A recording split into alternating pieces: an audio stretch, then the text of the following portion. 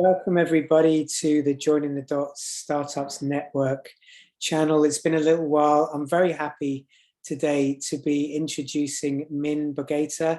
Min, welcome. How are you doing? Yeah, good. Thank you. Thank you for the invite.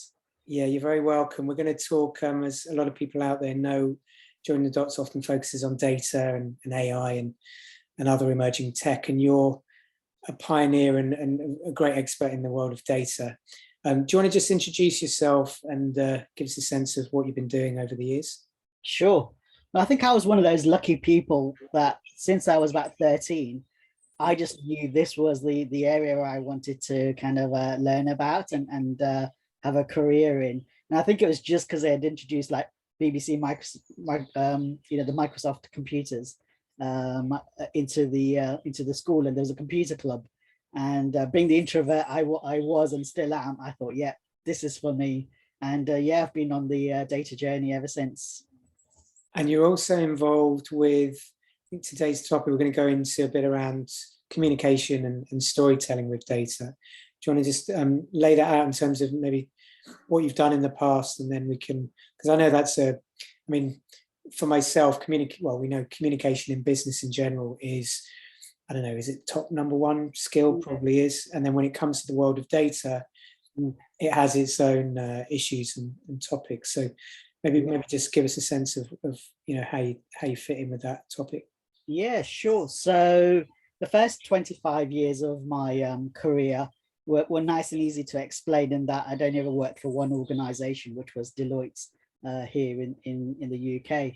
And had four completely different roles at Deloitte, all involving data and analytics and technology in one sort or another. And the first role was an internal role, which was as an IT manager, looking after a couple of the regional offices. But that involved helping write some of the applications and systems, as well as obviously more traditional IT. So I did that for a few years, and then I trained to be one of those cyber hackers as part of the internal audit department. When I was younger, I used to watch a lot of detective programs, and I thought, right, what can I do with my techie skills? So I'd studied computer science, and I knew that was what I wanted to do. And yeah, the whole sort of, crime and detective thing really fascinated me. So I thought, yeah, I'm going to be one of those good hackers and help, companies who are being hacked. So I used to go around, the world doing, penetration testing and social engineering to test basically the readiness of organizations for naughty people trying to steal their data or whatever. So I did that for a few years, and then for the largest part of my career, I set up and ran the forensic analytics team at Deloitte. So again, super interested in how can we use data to catch those naughty pesky fraudsters. And so, I developed a particular product whilst I was there, which would be much more proactive, using data analysis, statistics, external data sets to look at standard corporate systems to say, based on the frauds we've investigated historically, do we see those telltale patterns in those organizations? So, that was always super exciting when an organization says, no, we're good as gold. We've done our own internal audit tests and everything's fine. And then you spot that they've been losing £10 million a year and being embezzled by an employee because they knew all the shortcuts and what would be actually tested. So got to go around the world with that, and the phone rings and it's like, off you go to Kazakhstan and go and do an investigation. So that was great for many years, but after a while you just want to sort of sleep in your own bed and have beans on toast from time to time. So then the last role I had at Deloitte was again completely new open role, which was as the director of the Analytics Lab. And we were finding that more and more clients wanted to learn about this whole area of analytics, and they keep hearing that they needed to step away from their Excel and get better insights rather than using their gut feel for making better business decisions. So my role was twofold: one, to kind of help join the various parts of Deloitte together as far as what we were offering in the market, but primarily it was around helping our clients better understand what that looked like.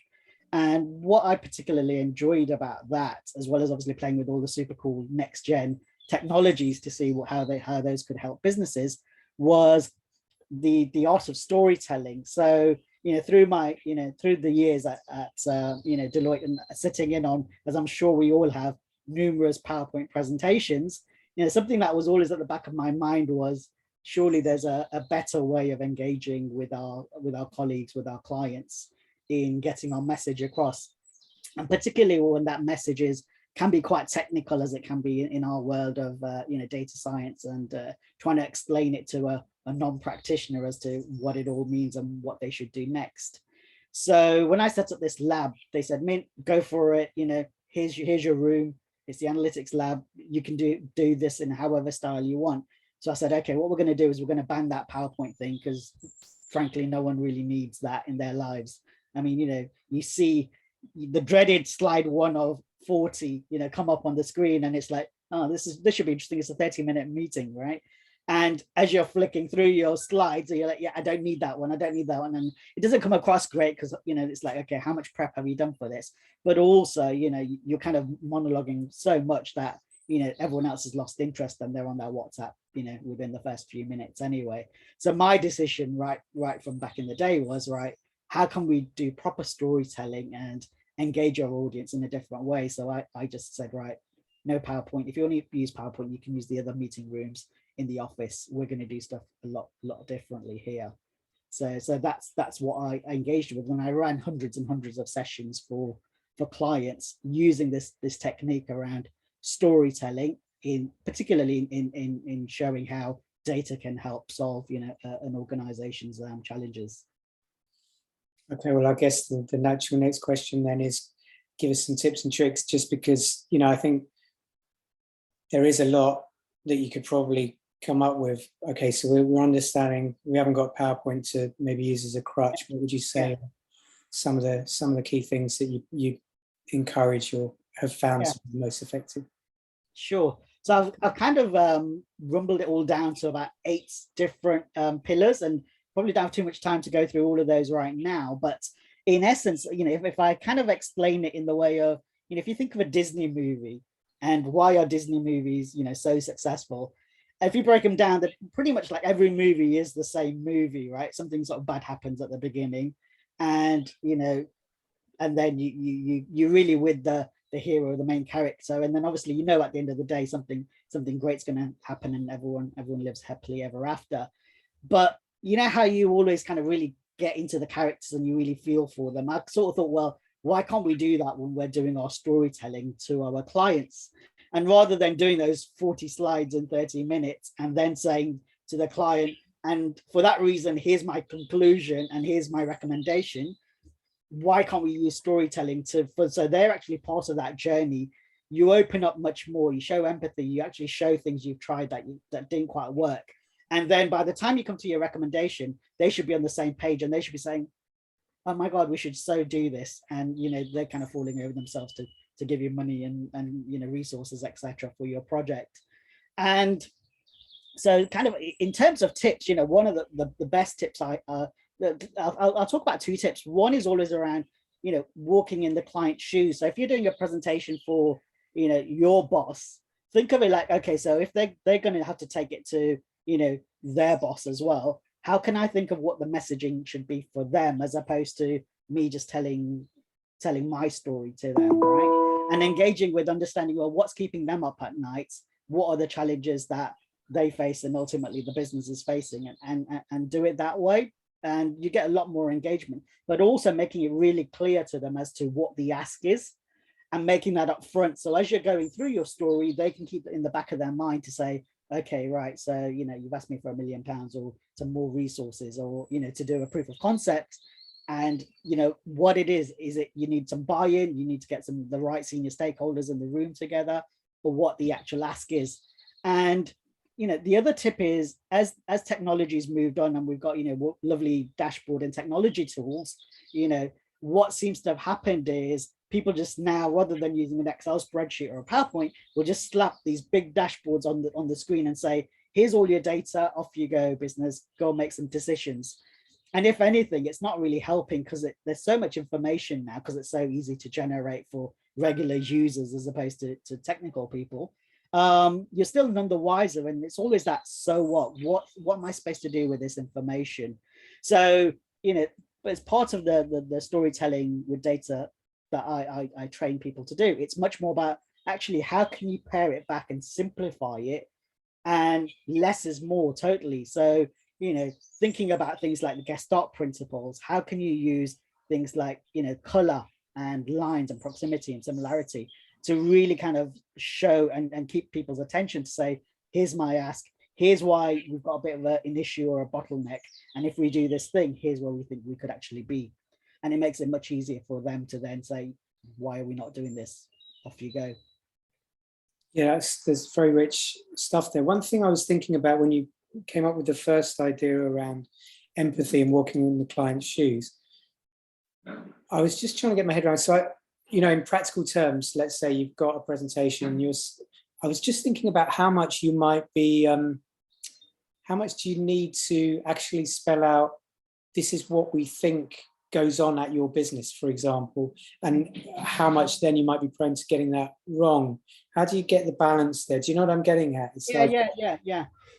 So I would say, again, sometimes the conversation is too one way, and that's why things don't succeed, because you're just trying to convince them. And, you know, either they're a gatekeeper and it's like, you know, arms crossed, and it's like, the answer's no, what's the question, right? And what works much better is if it's a two-way conversation and they're kind of talking about what their challenges are and what they're trying to do, and kind of aligning it with their strategic vision or even their own objectives as to what they're doing. And the more it's a two-way dialogue as far as that's concerned, the chances are you're going to get much more buy-in, right? Because it's not just you out the back coming up with recommendations. And I'll give you an example. So when I first set up the analytics lab many years ago, we got so excited because we're like, oh my God, finally the day has come, you know, the data people are finally, you know, got a say in the business. And so like I had this challenge where, you know, I kind of sent out flyers to different people and said, right, you know, I've got my team of data scientists, I've got my visualization experts, come to the lab with your challenge, and you know, we'll show you how super smart we are and how we're going to sort of, you know, solve the most complex problems known to man. So a few days went by, no one came to the lab. It's like, that's fine, no worries. You know, at some point, hopefully someone will come and visit. And then one day someone snuck a USB stick under the door, and they're like, yeah, we don't really want to come in there, you know, with you geeky people. But, you know, okay, I saw your flyer. We'll come back in 24 hours and you can show us the sorts of things you can do. And because we were so excited, like finally these humans have come to talk to us, you know, we stayed up all night. We, you know, had some coffee. Obviously they didn't give me any coffee because I'm like hyper enough, as you can tell already. And, you know, in the morning they came, you know, a team came with their arms crossed and said, okay, right, come on then, what have you got? And we were feeling like, we've got this, let me show you what we have. So we kind of, you know, put up the first visualization that we did. And I hadn't got even within like, you know, 15 seconds of talking about it. And the senior person from their side said, Min, what is this? This is nonsense. This doesn't make any sense at all. And literally they just got up and left the room. And that was quite a sort of a harsh lesson to learn. But what I learned in my excitement with just kind of generating interest in the topic around analytics, I'd forgotten that most important thing of, I had no idea who they were, what even that data that they provided me with, and most importantly, what was the business challenge that they were trying to solve. Because that data they sent us had got nothing to actually do really with where their issues lie. So, you know, a piece of advice to anyone who's, you know, looking to kind of push analytics in their department, or sometimes is finding that it's not being adopted as much as it is, it's find those friendly people in the organization who, you know, kind of get or are open to seeing what is possible to do with analytics, and work with them to really understand, well, what's the business question, what's the crunchy question, and then think about what data have I got with that they have, other external data sets, and then think about the algorithms and the correlations and you know, what it is that you're trying to prove or disprove. Yeah, and when you were saying all of that, it did give me a sense of, well, my background's been in sales, and I remember one sales director of mine once said, you know, he would talk to other salesmen if they could demonstrate a little bit of knowledge about his business and his own situation, just a little bit. It didn't need to be a big amount. So that ability to prepare and understand something which could be, I think, is answering another bit of my question earlier, was you can do a bit of research and actually present something that is true. Like we've looked at your annual report, we know these are your 3 key overall business strategies. We know your CEO is thinking about these 3 things. We don't know what you're thinking about that's going to meet those 2 things. We'd love to, and then just little nuggets, and then, like you say, being interactive to get them to talk a load. Yeah. And there's also this thing of like, so, irrespective of the sectors that my clients would come in on, because we were doing quite a lot of these sessions, we just started building the assets. So by the end of it, I think I had about 150 different demos that I could just pull out, depending on what topics they wanted to discuss. So they might say, okay, we want to talk about sort of HR analytics, in this particular sector, be that pharma or whatever. And I could just pull out to say, well, actually, let me show you an example of, something we did in your industry in that function, where they had a very similar challenge to yourself. And, here's what happened. And literally coming back to the storytelling, it's really simple because you set it up with 3 different chunks. The first chunk is all about what's the challenge, the black and white of, like, in the old days, how was it done? What, why aren't they succeeding? What's really keeping you awake at night? So you kind of paint that picture to begin with. The middle bit is all about looking and showing, well, this is really interesting because here's some patterns that we found when we looked at the data, to try and sort of change from that bleak situation to actually do whatever the objectives are for your organization or the question you're trying to solve. And then the most important bit like the Disney movie and the hurrah moment at the end, is the so what. So as part of doing this analysis, what did that organization do in the end, in terms of, did they make more money? Did they get more efficiencies? Or what did they actually mean? Because ultimately, the senior people in the organization, that's what they'll care. They won't care about, okay, so thanks, you've given me the answer to 7 decimal places, right? That doesn't really necessarily help anyone, unless you're obviously into like nuclear physics or something like that. For most people, it's like, okay, so you've done all this, what is the next action I should take?